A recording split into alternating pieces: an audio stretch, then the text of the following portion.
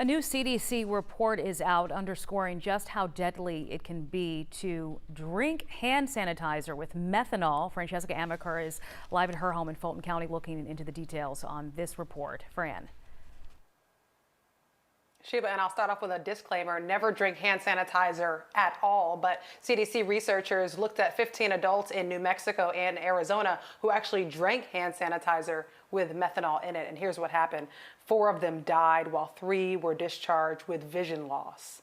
Experts are reminding consumers they should never, ever drink alcohol-based hand sanitizer. It seems obvious, but people are still doing it.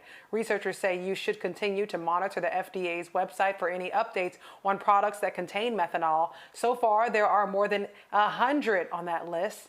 And here's what some of you were saying about this online. Jennifer says, when your children ask why we have to put warning signs on everything, explain this is why. And Linda asks, why did they drink it in the first place? Maybe they thought if they caught the virus, they would be safe, which of course is not true.